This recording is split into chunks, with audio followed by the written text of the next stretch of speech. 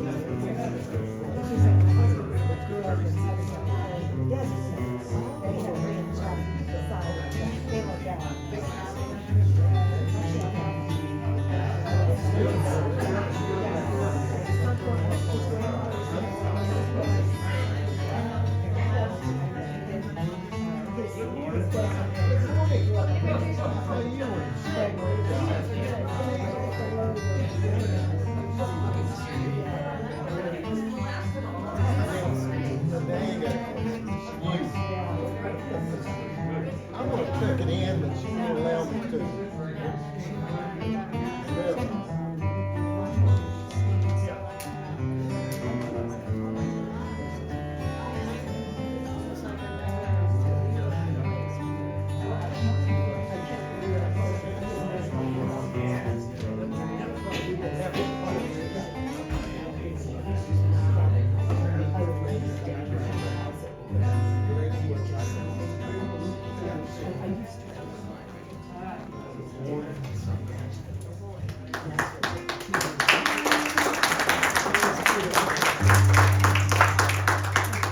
Thank you. It's great to be here. I'm glad y'all dug the snow drifts out from around your cars this morning.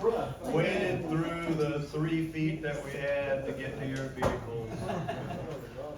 I know it was tough. It's actually really nasty out there.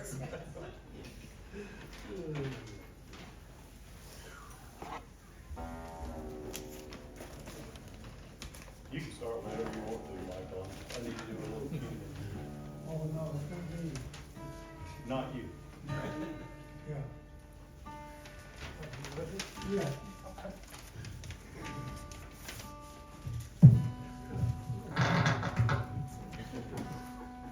Good morning. Welcome to the Unitarian Universalist Congregation of London Hall. My name is Dan Hadley, and I'm a member of the Board of Trustees. Now, we are a welcoming congregation, committed to supporting one another in our search for spiritual meaning and our desire to make a difference for the good. All are welcome here to share, learn, serve, and be your truest self. Together we create a force more powerful than one person or one belief. We'd like to say we don't have to think alike to love alike. If you are new to UU, I encourage you to take note of our mission statement on the front of the order of service. We also affirm and promote the 8 principles on the inside. Take a look at those every once in a while. Keeps us grounded in our purposes. It is our tradition to welcome first and second time visitors, or if you haven't been here for a while, to stand, and if you're comfortable, to introduce yourself and tell us where you're from. On the left, please. My name is Carol Black, appropriately for Black Mountain. I'm just moving here from, Good job. thanks, a couple of hours, 2.5 hours east. And I haven't been inside a UU church in a long time. I was living in Allegheny County, but I'm a long New Englander and very active in the UU church. So I didn't even know there was one in Black Mountain. I thought I'd be going to Asheville, and I was coming to look at the house when the realtor was bringing us. Oh my goodness. So I'm moving to Laurel Ridge. So happy to Welcome home. Any other on this side? Okay, it's your turn. Well, it looks like you're the special one. Thank you. Now, if you're interested in learning more about us, should be a white card in the front there. And if you don't see it there, there are a whole bunch of them outside there. If you fill it out, which we'd encourage you to do, you can keep up to date on events that are going on here now and in the future. Okay, a few announcements. From the Social Action Committee, we're continuing to support True Earth fundraising. So you can buy goods, and a portion of the funds raised will support this congregation. And we'll be doing this in the theme for social action for January and February is human trafficking. So it's a good cause in the general universe, and it's a good cause right here. Okay, now another announcement from Carol Sheeler and the membership committee. They've been discussing for a while making a photo directory of the members. I know I would appreciate it, because I recognize people. Who is that? And, you know, I can only be embarrassed for so long. So this should help. So what you want to do, and there'll be announcements going forward for the next few months in our, I guess, our monthly mailing. Or you can contact Carol Sheeler. You can look her up in the directory. You can take your own picture and send it to her, or when you leave the service today, you look for somebody who might take your picture. So if you want to have a little more control over that, perm your hair and things, take your own picture, send it to her. Okay, I think that's, okay. Now, we acknowledge, with respect, that the land we are on today is the ancestral home of the Cherokee and other indigenous people. The Cherokee, through stewardship, understanding, and conservation, survived and thrived in this land. We acknowledge their enduring connection to their homeland. Now, please silence your cell phones so that the service may begin.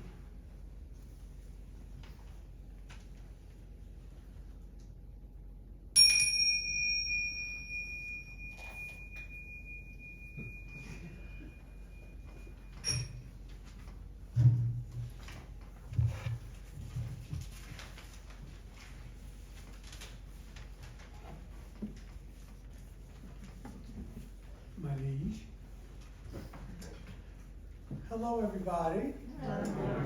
You seem a little down. Is it the weather? Yeah, it is. It's dreary. Well, we'll pick you up. We'll pick up your spirits.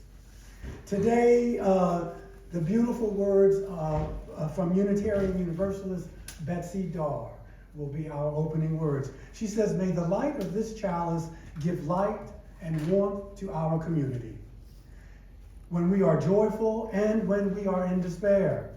And may we feel the warmth spread from our circle to wider and wider circles until all know they belong to the one circle of life."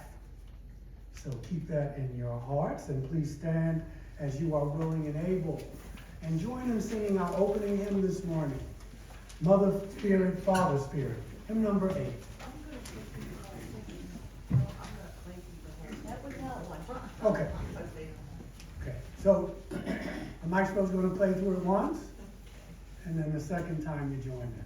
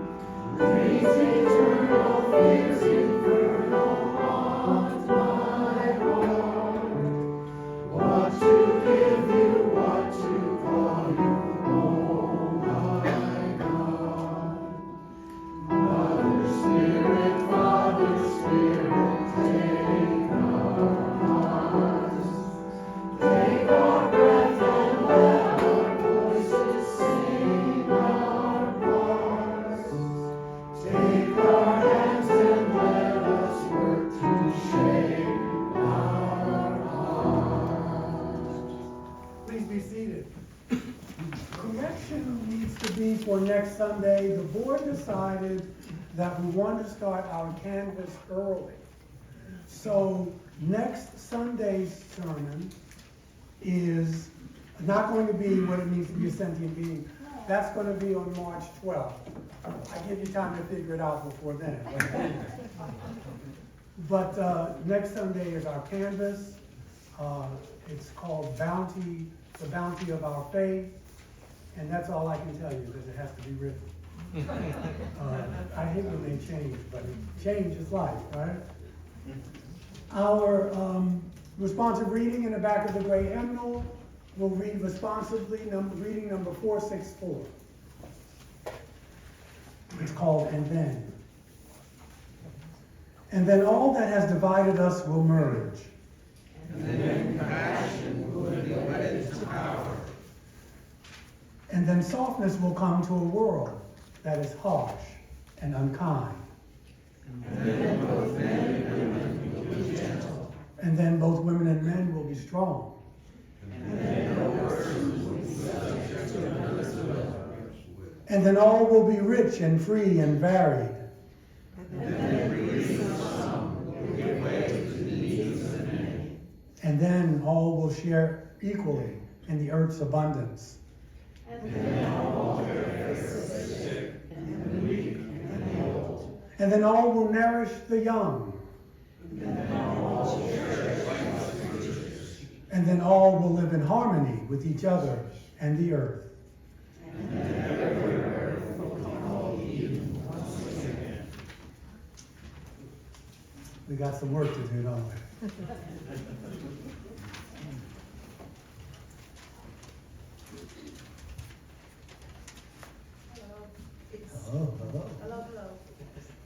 can say, since he ended that sentence with Eden, I grew up in Eden, North Carolina. Oh.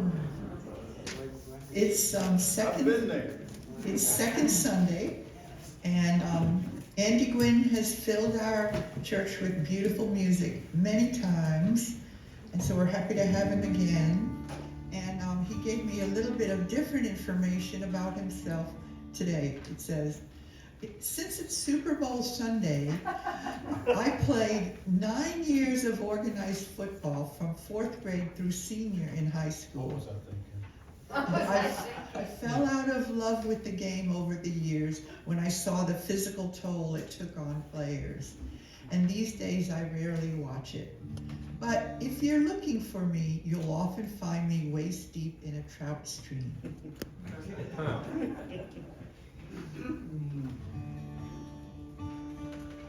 I wanted to say before I got going here that the last song, the postlude that we're doing, was a tune that I wrote it's an instrumental tune that I wrote together with my son-in-law, and I started playing it, and Linda just joined in, and we put it together in about 3 minutes, so she's gonna play with me on it, so I'm pretty tickled about that.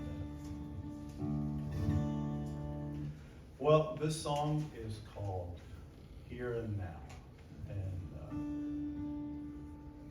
it's where we are. It's really the only place we can be, I guess, right? Unless you believe in parallel universes.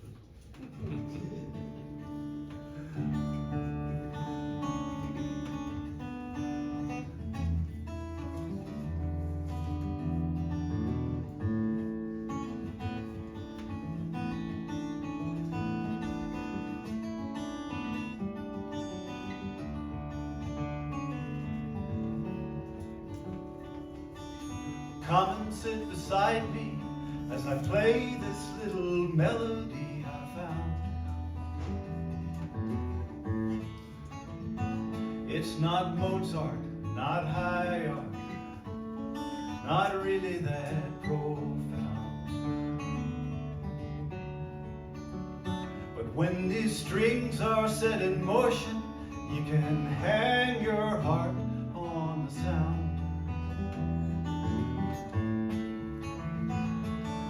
We can be together for a while in the here and now. You know, I'd really love to love you if you could only show me how.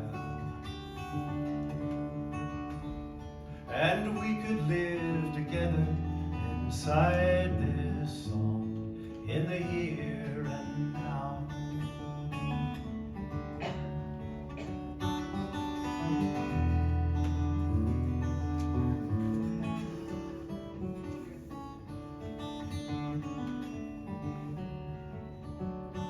Always running, always moving, always something, someplace I'm supposed to be. This rat race will drive you crazy, it will steal away your sanity.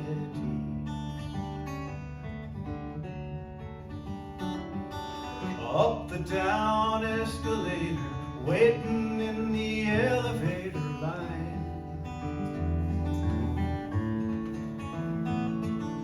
Tripping and stumbling over cracks in the sidewalks of your mind. You know, I'd really love to love you if you could only show me how. And we could live together inside this song in the here and now.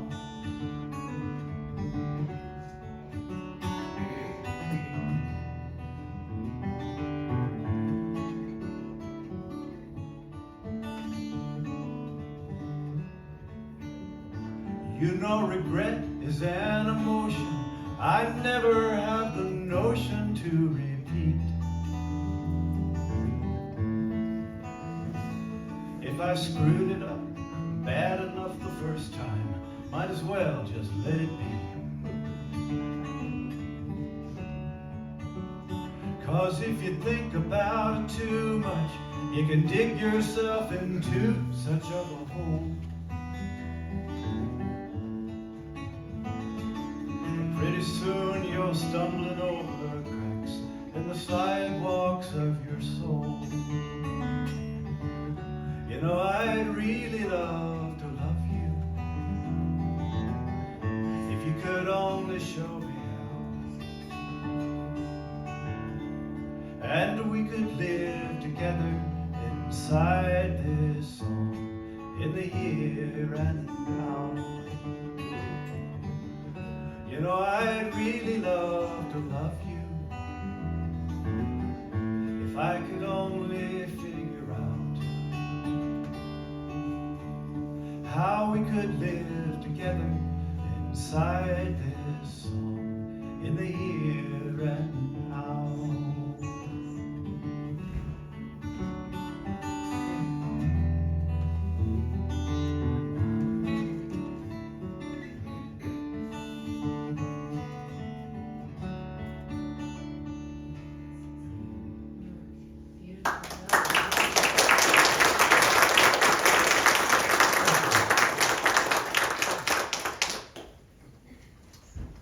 Thank you, Randy. So this is the time in the service when I invite you to join in sharing a joy, a concern. Diane will light the candles for you, and the mic is on, and the floor is now yours.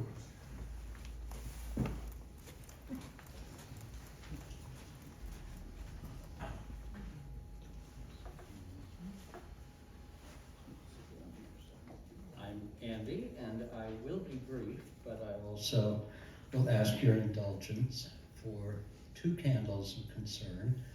One is that I'm the head of the greeters team, which in some churches are called ushers, and I go back and forth. One of our favorite greeters and ushers emailed me on Thursday, Elizabeth Wallace has COVID, so she will be not here for a little while. And the nice thing is that Jonathan Braden had emailed me on Thursday to say, do you need a greeter this weekend? And I said no. And about 2 hours later, I emailed him back and said yes. So it's great to have Johnny here. But let's all keep Elizabeth in our thoughts and prayers and candles and so forth. And my neighbor Tracy is having her hip replaced on Tuesday, Valentine's Day. She is the one who got me into the hospital when I had COVID a year and a half ago, so I feel like I owe her big time. And I spent yesterday with her, and I had happened to cook a Cornish game hen a few days before, and I saved the wishbone, and I took it down to her yesterday. She got the lucky part. So I'm feeling very good about her hip replacement. Keep her in your thoughts too.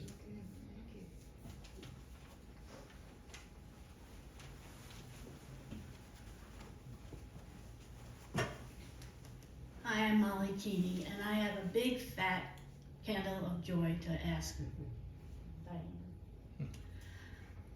At the Mayo Clinic this week, Russ was declared cancer-free.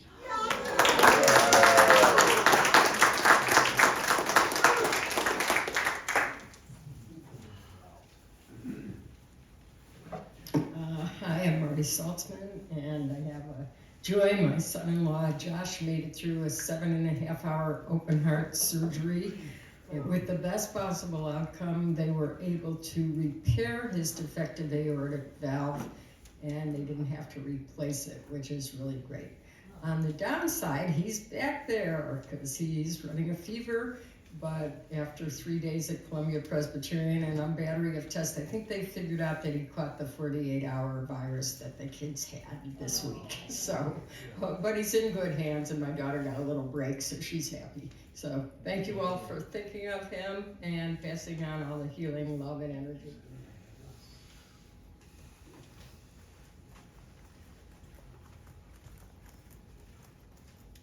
I'm Scott, and I have a a weird candle of joy for our closing hymn, We'll Build a Land. For many years, decades really, I've had this fantasy every time we sing that song that someday we'll elect our 5th Unitarian president, and in the course of his inaugural address, he will have the 500,000 people on the Washington Mall singing that song. I just would like that to happen. I also want to apologize for vacating the here and now. That was a lovely song, and we need to have this guy sing here more often.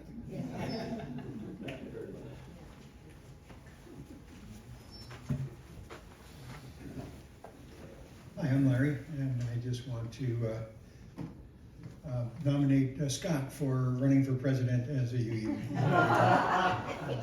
But I do have a candle of joy and a candle of concern. My candle of concern is for Ann Sullivan. Many of you know that she went into the hospital and then she went over to Mountain Ridge for recovery. And I haven't actually spoken to her in the last several days, so there may be somebody here who has more updated information.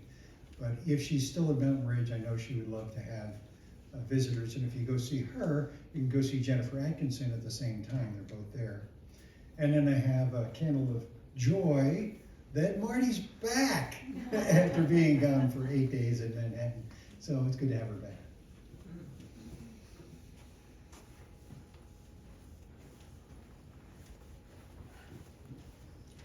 Okay, I may cry. I've been doing that for days. No, only one day, but it feels like days. Well, first, I have a joy. Last weekend was, we were back in person for the MLK, and we had a wonderful, though smaller, gathering, and we raised some money, not as much as sometimes, but I think the good thing was the participation. We had people put up sticky notes about what they wanted us to do. And we have like 100 ideas. So I'm going to be bugging all of you to help us carry some of these things out in our community. Things like community choir and all of us coming together more often than just once a year as different people from different places. So that's my joy. And then I have a sorrow. That's the one. Yesterday, my brother and my sister-in-law were in a wreck, and they totaled their car. And I was in a workshop, so I'm getting like text. Well, I was trying to pay attention and get that. But it looks like really they're all right. My sister has a fractured back and sternum, and she's in the hospital getting fitted for a brace, and my brother has like 5 cracked ribs, which isn't pleasant, but it's not, it's not terminal. So anyway, keep them in your hearts. He's my little brother, and he's had a lot of junk happen to him, so I'm really sad about that. And then I have a joy to finish up. We're going to see Kathy and Davis tomorrow morning. So Kathy and Davis Folsom, who are kind of half-time members here, and we're gonna head for the beach and relax.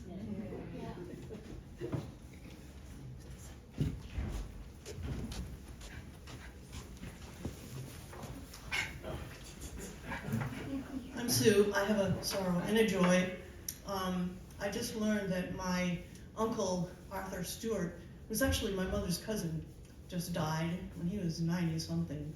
And I realized that he's the last person in my mother's generation, which means that, we're the elders now.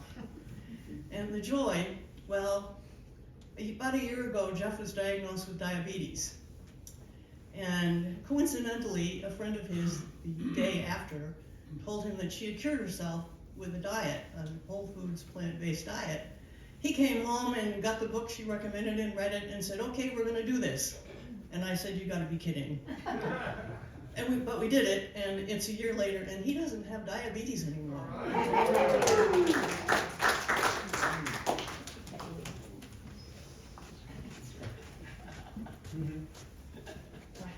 Hi, I'm Sue and Sadie.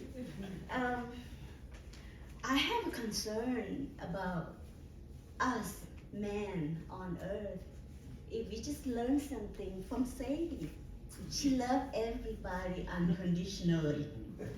And you know, recently I've been hearing about the news, like Asian community get shot at the mall, the black get killed, and you know, and last night we watched a documentary, flag maker manufacturing in Wisconsin. Everybody from around the world, immigrant, work there. And you know what happened? Some guy go to the mall, take the family there, got beat up because he's from Syria or from somewhere.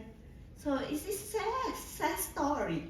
Sad. We human need to learn from Sadie.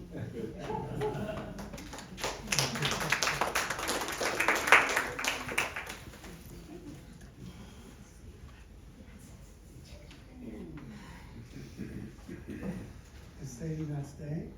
Oh, he left. Well, so one thing about, we have our complaints about joys and concerns, and whether it's too long or it's too short, and those things will always continue, but you get a slice of life, and you see sometimes how difficult it is to be in this body and to try to be a decent human being, and all the slings and arrows, but always you have this community, and I think that's where the rubber hits the road. And for those of you who, for whatever reason, didn't want to come and share, know that we keep you in our hearts and in our minds, and in our thoughts and in our prayers. Thank you, darling. I want to share with you again this morning the wisdom of Richard Gilbert. So again, I remind you to center yourselves as you see fit, and that I will share his words with you, and we will have a time of quiet. This is called "We Are More Human Than Otherwise." The human race is a vast rainbow bursting into view of white and black, red, yellow, and brown. Yet for all, blood is red, the sky is blue, the earth brown, and the night is dark. In size and shape, we are a varied pattern of tall and short, slim and stout, elegant and plain. Yet for all, there are fingers that touch, hearts that break, eyes that cry, ears that hear, and mouths that speak. In tongue, we are a tower of Babel, a great jumble of voices grasping for words, groping for ways to love, to say peace, to have pity, and to even hope. Faiths compete, claiming the one true way. Saviors abound, pointing to salvation. And not all can be right, not one. We are united only by our urge to go and to search. Boundaries divide us, lines drawn to mark our diversity, maps charted to separate the human race from itself. Yet a mother's grief, a father's love, a child's happy cry, a musician's sound, an artist's stroke, batter the boundaries and shatter the walls we create. Strength and weakness, arrogance and humility, confidence and fear live together in each and every one of us, reminding us that we share a common humanity. We are all more human than otherwise. And now, while our minds are one, for this brief moment, I will leave you with the eloquence of silence.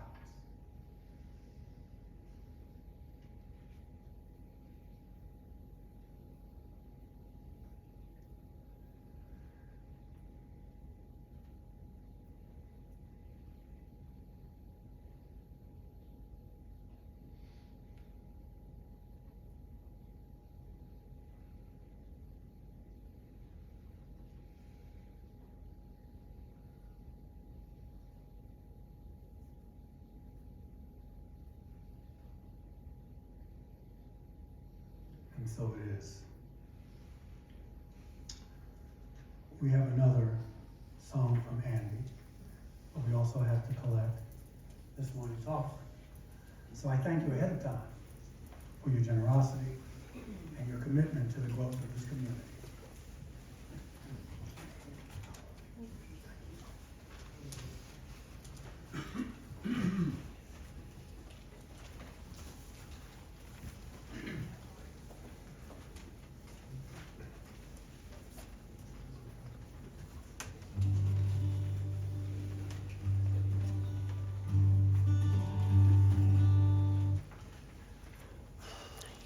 This song asks a bunch of, I guess, existential questions.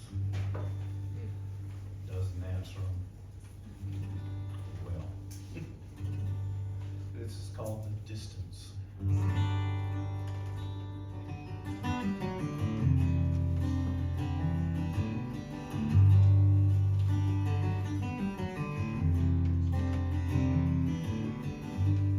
Thought I saw you in the distance, across a crowded airport mall, in the confusion of connection. You must have missed my call. As I wander in between the faces in the street, I search in vain, it's you I'm looking for.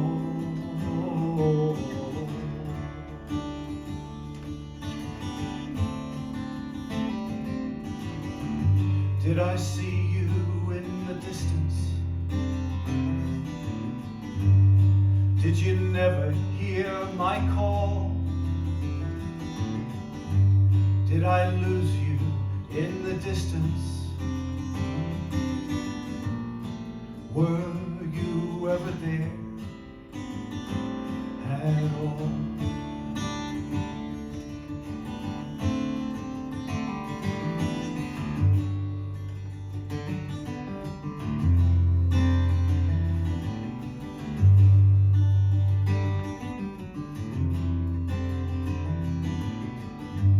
A mathematical equation.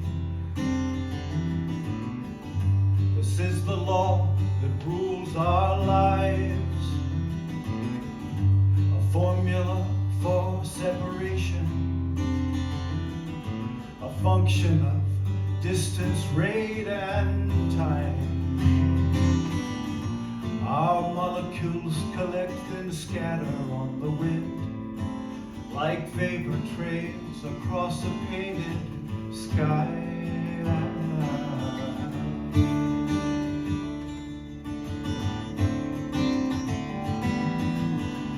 Did I see you in the distance? Did you never hear my call? Did I lose you in the distance? Were you ever there at all? Were you ever there at all? Were you ever there at all?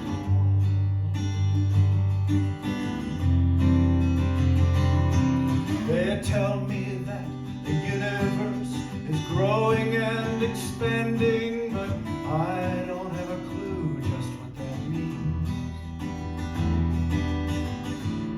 seems the forces are conspiring to increase the space between. This separation ever growing, I am past the point of knowing whether these illusions ever end. Are you only disappearing in the distance again? In the distance again.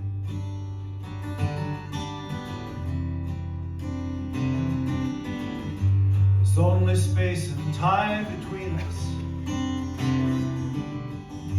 the shadows of our unlived lives. Only distance between us. The only question is why. Answers that could ease us only tease us, never please us. The questions won't release us. Still we try, still we try.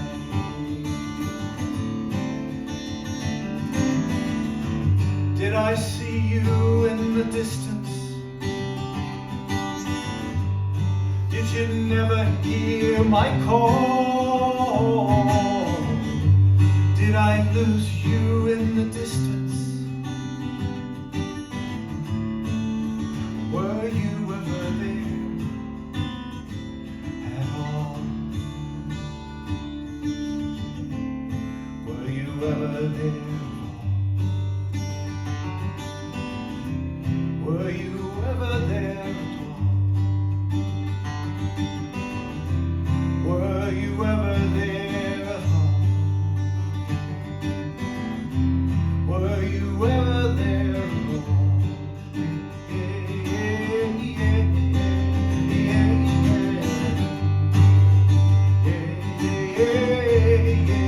Ever there at all? Were you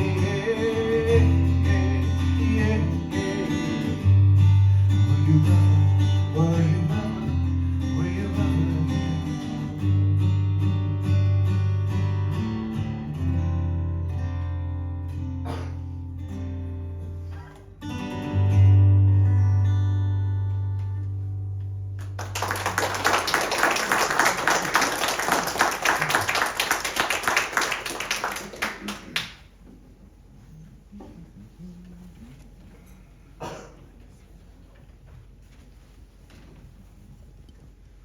Thank you all for your generosity.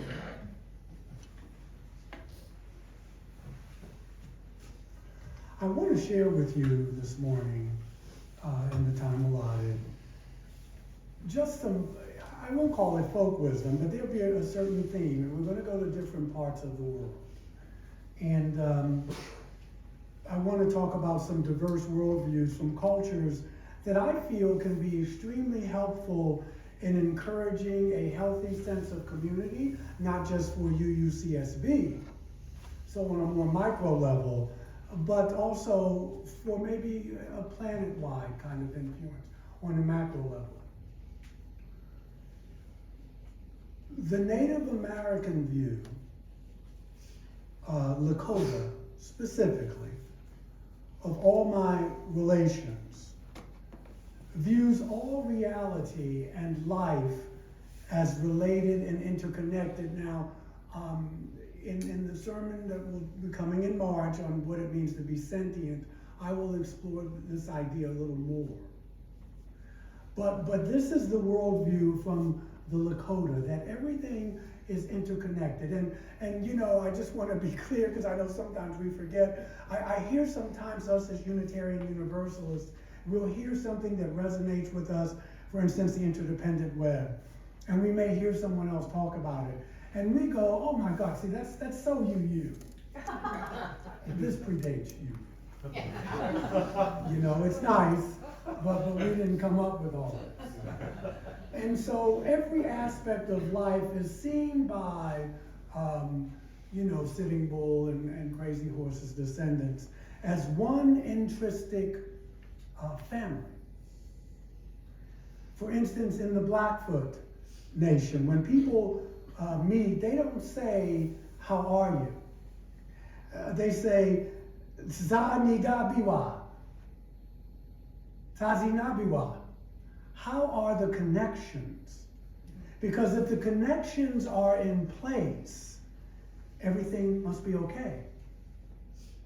If the connections are not in place, then we need to tend to our business first. Inherent in this worldview, in all the worldviews that we're going to talk about, is that our well-being is based on everything fitting together. There can be no lasting individual health unless there is a working harmony amongst all living things. The rocks.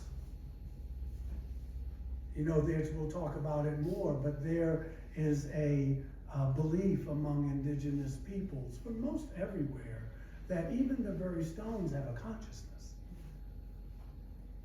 My daughter was telling me about the last, I forgot her name, a gorilla had died, and she was talking to a scientist about it, and they translated, maybe I can use it when we get to that sermon, about, you know, human beings can be very lovely, but they're destroying the earth. I mean, this is what the gorilla is saying before she dies. And that we're crazy with these wars and so on and so forth. And then there was something yesterday. I was having dinner with her. Oh, it'll come back to me. But it's that nature.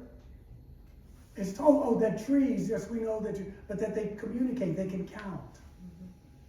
That they talk to one another. And so in the European Western concept, these are just, they don't even matter.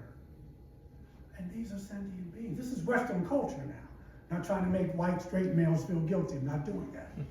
But I'm just saying that that culture that founded this country was not cognizant of this. And then when they heard it, they thought you were crazy or that you were superstitious. And here we are in 2023, just trying to get what people knew thousands of years ago. In this First Nations perspective, there is the need to discover and to name and to repair the connections that exist between all living things. This is sacred and necessary work. The African ethic of Ubuntu is often translated as I am because we are, and we are because I am. Very different worldview than Brother Descartes, who I think, therefore I am. Very individualistic. I'm not part of a whole. It's just about me. Ubuntu literally means a person is a person through other persons.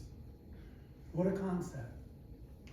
The tradition focuses on the irrevocable connectedness that exists between people based on the fundamental commitment to human kinship, because there is no word for orphan on the African continent. Did you know that? There's no word for orphan there, because each tribe automatically assumes a lost child is part of the community. At work in this belief is that in our very nature that we need each other to evolve and to grow. Just as protons and neutrons form, which then form atoms, which then form molecules, individuals innately form families, which then form tribes, and then form nations. And now we have nation states. So our strong need to interact stems from the nature of love. We all have an innate drive to join. Now I know some people say, well, I don't like to join churches, and I don't, because I have that, I don't like to join things. And that's something else. We're not making a value judgment on that. But human beings want to belong to something. It's innate. The practice of Ubuntu is the vow to water the common roots by which we all grow and to honor this need to join, to find a place to belong. We'll talk about that next Sunday on New Member Sunday. I'm sorry, Canvas, but also, yes, people joining, wanting to join the church, wanting to belong to something, wanting to feel significant. Now let's go to the Hindu perspective. The Hindu perspective takes us beyond ourself and beyond the self into the interdependent mystery where we find ourselves again connected to each and every living thing. And the Howard Thurman quote comes to mind, especially, when people say, well, that's so you, or that's so whatever. Howard Thurman reminds us that any truth found in religion is there because it's true. It's not true simply because it's found in the religion. You've got to keep that here. Any truth found in religion is there because it's true, because truth predates religion. It's not true just because it's found in our 8 principles or in the 10 commandments or what have you. So in the Hindu tradition, being connected to everything there's a phrase, thou art that. I don't know how to say it in Hindi. But it's the notion comes from the story of the Chandogya Upanishad. There's a father who is trying to teach his son a spiritual lesson. And his son has been chosen to study with the upper caste, the holy Brahmins, the priestly caste in India, to study spiritual knowledge. And as soon as the son begins to study, he has no more use for his father. As soon as he begins to study. So he looks down on his father. He's embarrassed by his father. One day the father asks the son a question, and the son impatiently said, what is it, Father? What do you want from me? What do you want now? The father says, I want you to come with me. Come with me.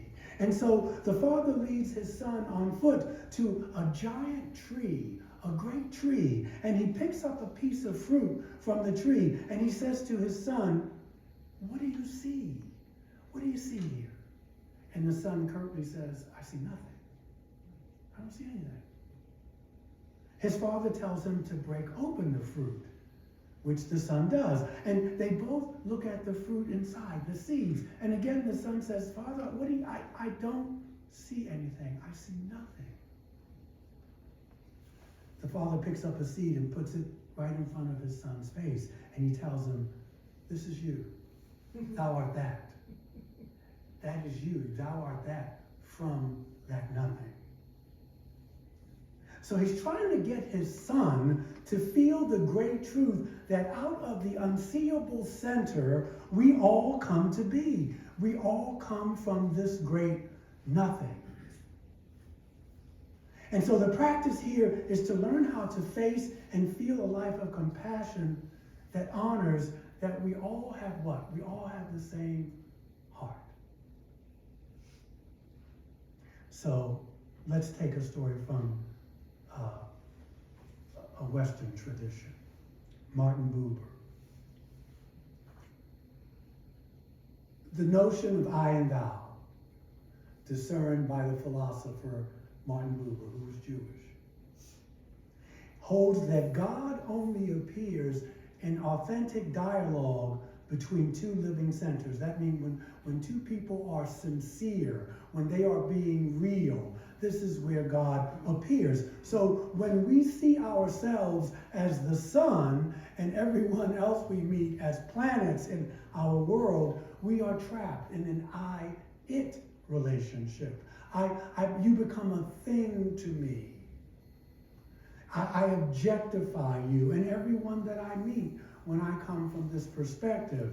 But when we meet others as equal living beings, each with their own center, then we live out the I-thou relationship through which this mystery manifests as a vital life force between us. And so this worldview is derived from this relationship, is saying that you must stay in dialogue. You must stay committed to conversation. I'm not a big fan of Winston Churchill. He was a racist, and he was insufferable. But he had a bookmark in history. We don't toss people's lives away because they are racist and insufferable. Do we? Did you understand the question? He wanted to talk with Hitler, and there were echoes of what Chamberlain did, this acquiescing, but he wanted to talk. Hitler didn't want to talk. Churchill was also a man of action, obviously, but his other leaders around him complained, what are you talking? Talk, blah, blah, blah, blah, blah. And Churchill had the sense enough to know, he said, yes, talk. You may not want to do that, but it's better than shoot.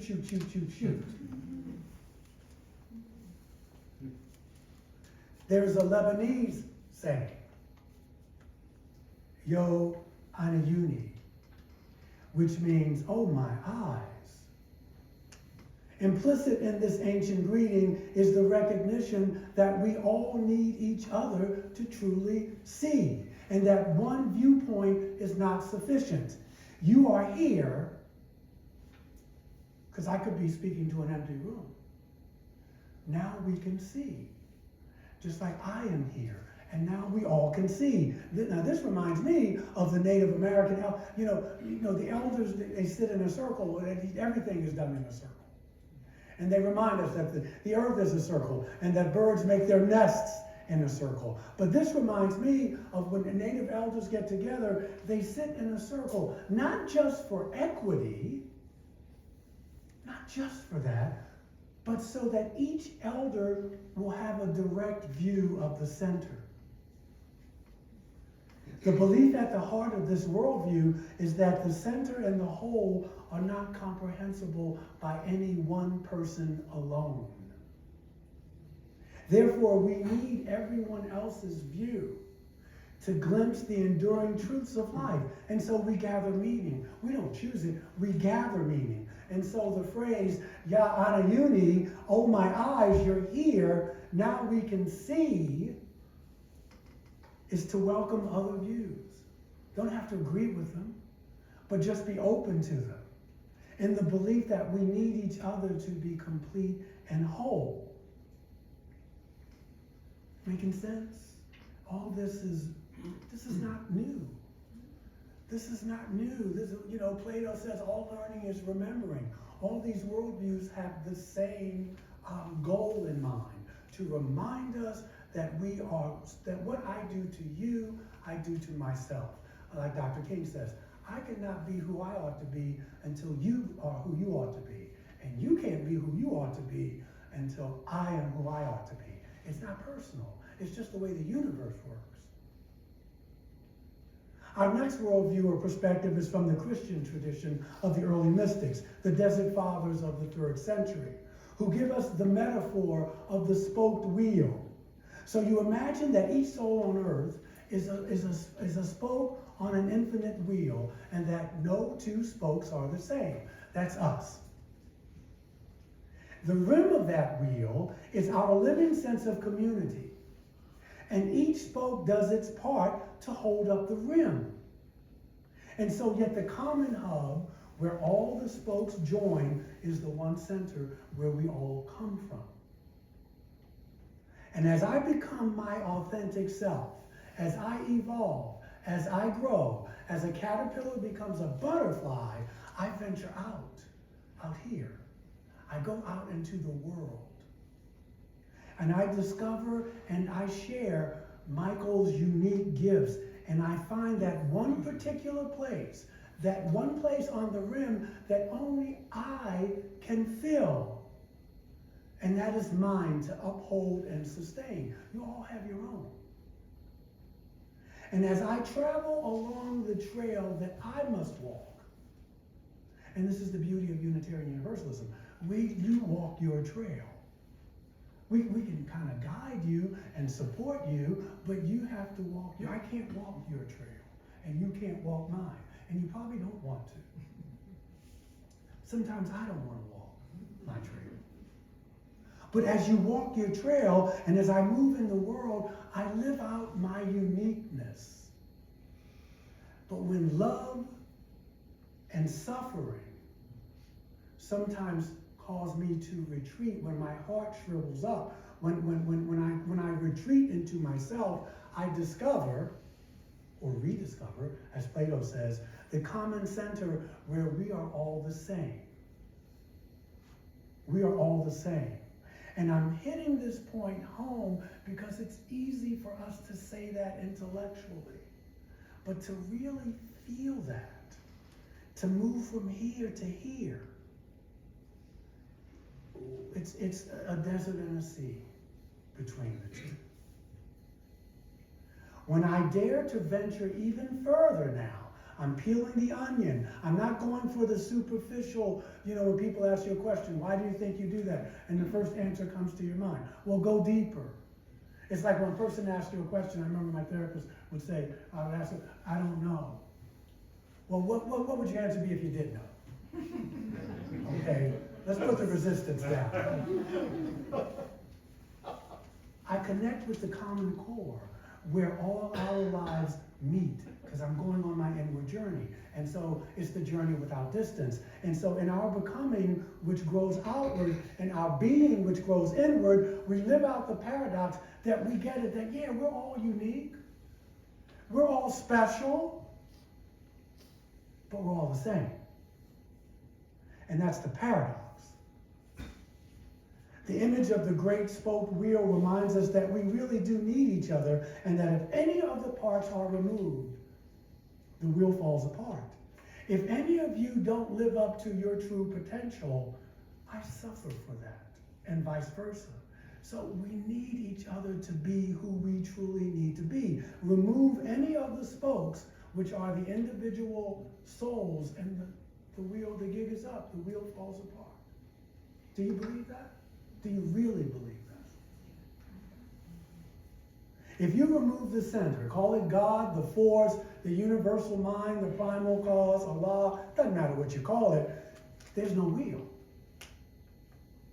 We are called to embody the paradox. That's what it means to be in a human body, being souls in a human body on planet Earth. The paradox of our unique, we embody it. We are in the world by way of what? A body. When I first see you, what do I notice about you first? Is your body.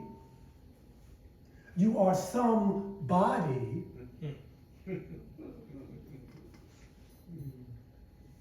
And the paradox of our uniqueness and commonness, this is how the great wheel turns. Let's go to Denmark. We'll be out by 12 for the Super Bowl. The gladiators. I shouldn't love it so much, but I was probably in Rome going, the Christians and the lions are undefeated. Oh. Well, they were. Bloodlust. There is a Danish notion, let us come back. And it's called hygge, which comes from a Norwegian word. I couldn't even, it was hard to even Google some of this, meaning well-being. Hygge means well-being. And the word first appeared in Danish writing in the 18th century. I could find no more. That's all I know. But the word suggests being cozy. Coziness, that's a nice word. We want you to be cozy here. We're trying. But it suggests coziness as a practice of the community. I never thought about that. We want you to be cozy here as well. And hygge refers to the atmosphere that we create between us. The Danish practice, this Danish practice invites us to well-being, connection, warmth, and a sense of belonging. In Denmark and Norway, it refers to a form of what? Of everyday togetherness, just hanging out. A pleasant and highly valued everyday experience where you can feel safe, where you can feel equality, when you can acknowledge your personal wholeness and a spontaneous flow, which to me is just a fancy word of saying being less awkward around one another. And so the last worldview I would like to share with you comes from, we're going back to Africa, offered by African bushmen and bushwomen. For centuries, they have affirmed each other. And when one becomes aware of a brother or sister coming out of the bush after hunting or gathering, the one at home exclaims, "I see you. I see you." And the one returning says with joy, "I am here. I am here." The movie director James Cameron in his movie Avatar, and Avatar 2, the Way of Water, the extraterrestrial people greet each other with that. "I see you." It's good to be seen, right?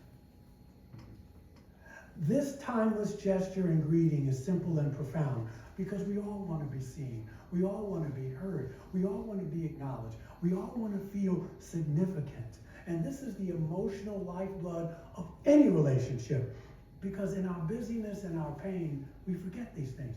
We know nothing I have said to you you didn't already know. Nothing. And we're talking about weeks on end. Yes, you might get a little bit of information that I read and that you got, but inside, with yourself with a capital S, you know this. But in our busyness and the distractions of life, you know you can heal yourself. You know that. It doesn't mean that you live. I know people who have died and had healing. I know people who were cured and they were still acting a fool when they got out of the hospital. And then they blamed it on life. Yeah. We know how to heal. Our bodies know that. The acknowledgement of each other's journey is at the heart of all therapy. You got therapists, and you know that. The practice here is obviously to be present and to bear witness to life. And whether you're at Ingles, whether you're at the gas station, whether you're at the restaurant, no one has to be invisible. You can make people feel that they are not invisible. There are many ways to say, "I see you." So let's sum up so we can go. Lakota, all my relations, to discover, name, and repair broken relationships. Ubuntu, African tradition, to water the common roots by which we all grow, and to honor the strong, and to join, to be a part of something greater than ourselves. Thou art that, from the Hindu tradition, to face and feel a life of compassion that honors that we're all the same in our heart. I-thou relationship from the Jewish tradition, from Brother Buber, to stay committed to a life of honest conversation. Remember, no shoot. We don't objectify people. We don't thingify them. Ya Anayu, from the Lebanese tradition, to welcome other views and believe that we all need each other to be complete. The great spoke wheel from the early Christian tradition, to embody the paradox, embody it, live it, of being unique and being common, and that we all are spokes in this great wheel of life. Huga, from the Vikings, to create well-being, connection, coziness. I like that. I can feel it. Warmth and of belonging. African bush folks, I see you, I am here. To be present, to bear witness to each other and to life. So, how you choose, if you choose, to personalize these ancient worldviews is for each of you to discover. I told you what they mean to me. What do they mean to you? What does it mean to repair connections, to water our common roots, to face a life of compassion, and to stay honest in conversation, to welcome other people's views? What does that mean to you? To honor our uniqueness and our commonness, our ordinariness, to create a sense of belonging, to bear witness to each other. Before I go, I just want to end with this. You got to remember that there is a desert and a sea between accepting these ideas and changing your behavior. You can agree with them up here, but we know if you live them, if you embody them, by the way you change your behavior, or if you change your behavior. So just keep that in mind. You can say, boy, that sounded good. And you can go out here and just go along about the way you were before you came here. And that's okay, don't make you bad. But just so you know, these are not concepts, these are not simple concepts, but they're tools by which other tribes and cultures have sustained human growth on this planet for hundreds and thousands of years. Can you make good use of anything that you heard here this morning? If so, we can strengthen our community, our community here at this congregation and out there as well, one relationship at a time. We're done.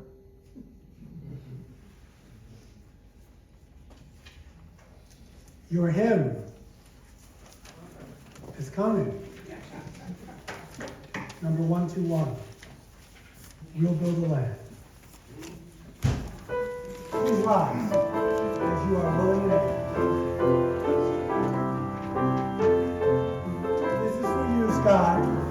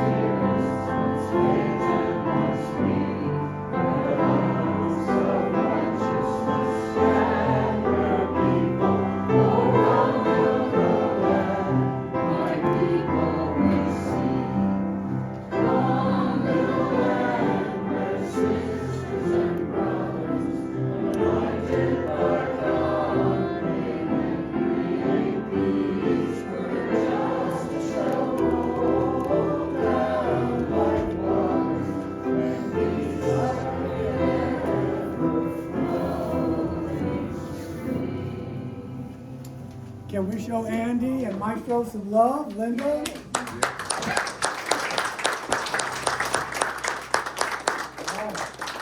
So, may the love which overcomes all differences and heals all wounds and puts to flight all of our fears and reconciles all who are separated. May that love be among us and with us now and until we meet again. Have a wonderful afternoon.